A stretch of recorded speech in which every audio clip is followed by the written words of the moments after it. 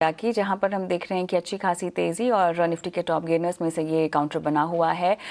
Record ऊंचाई के करीब पहुंचने की तैयारी भी कर रहा है और तेजी के पीछे क्या वजह है, अभिषेक सत्यव्रतम हमारे सहयोगी जुड़ चुके हैं तमाम डिटेल्स के साथ। अभिषेक, शानदार तेजी कोल इंडिया में, क्या कहेंगे? बिल्कुल कविता, शानदार तेजी है। 400 रुपए के ऊपर निकल गया है कोल इंडिया और जो रिकॉर्ड ऊंचाई है जो इसी साल मई में बना था उससे तो बहुत ही कम दूरी पर रह गया है। 417 रुपए का रिकॉर्ड था। देखिए, कोल इंडिया के तेजी के पीछे की ट्रिगर ये है कि खबरें ऐसी आ रही हैं, ऐसे मीडिया रिपोर्ट्स हैं कि कोल इंडिया की जो सब्सिडरी कंपनी है भारत कोकिंग कोल लिमिटेड यानी कि बीसीसीएल, उसका अगले 2 हफ्ते में ऐसा खबर है कि आईपीओ आ सकता है। और बीसीसीएल जो है कि महारत्न दर्जे वाली ये कंपनी है और यही रीज़न है कि अगर ये आईपीओ अगर आता है तो फिर कहीं ना कहीं कोल इंडिया के लिए भी वैल्यू अनलॉकिंग होगा। आपको बता दूं कि कोल इंडिया जो कि सबसे बड़ी कंपनी है कोल माइनिंग के लिहाज से, अपने 12 सब्सिडरी और एसोसिएट कंपनीज के जरिए ये कोयला निकालती है और उसमें से प्रमुख कंपनी है BCCL, Bharat coking coal limited.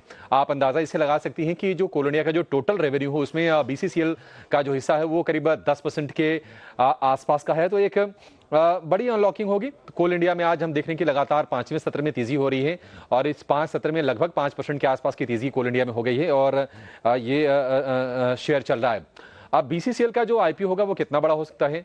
अब ऐसी मीडिया रिपोर्ट्स हैं कि 10% सरकार अपना उसमें इक्विटी डाइल्यूट करेगी यानी कि कोल इंडिया डाइल्यूट करेगी और करीब प्री आईपीओ जो वैल्यूएशन होगा वो 13,000 करोड़ रुपए के आसपास की होने की उम्मीद है, यानी कि करीब 1300 करोड़ रुपए के आसपास का ये आईपीओ होगा और ये पूरी तरह से ओएफएस होगा यानी कि ऑफर फॉर सेल होगा ये इशू।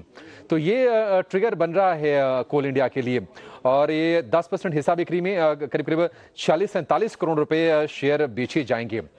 तो कोल इंडिया आज तो खैर चल ही रहा है लेकिन पिछले 4 सत्र में भी ये शेयर चला है, 400 रुपए के ऊपर निकला है।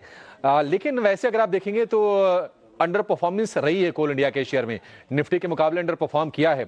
अगर आप साल भर का प्रदर्शन देखेंगे तो सिर्फ 4% के रिटर्न दिए हैं और निफ्टी में रफली अराउंड 10-11% के आसपास रिटर्न मिले हैं।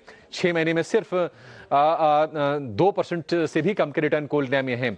तो ये आईपीओ मान लीजिए अगर आता है, जिसकी चर्चा काफी ज्यादा है, अभी आधिकारिक कोई सूचना नहीं है सरकार की तरफ से या फिर कोल इंडिया की तरफ से, लेकिन ये निश्चित तौर पर एक बड़ा ट्रिगर होगा और कोल इंडिया का शेयर यहां से फर्दर रीरेट हो सकता है। और राइट अभिषेक, शुक्रिया यहाँ पर खबर समझाने के लिए। तो तेज़ी लगातार हम देख रहे हैं कि यहाँ पर बनी हुई है। 5 दिनों में लगभग 5% के पार की तेज़ी कोल इंडिया में देखने को मिली है। लेकिन चलिए एक छोटा सा ब्रेक लेते हैं कॉर्पोरेट कनेक्शन में और ब्रेक के उस पार सामिल के मैनेजमेंट से बातचीत होगी। बने रहें।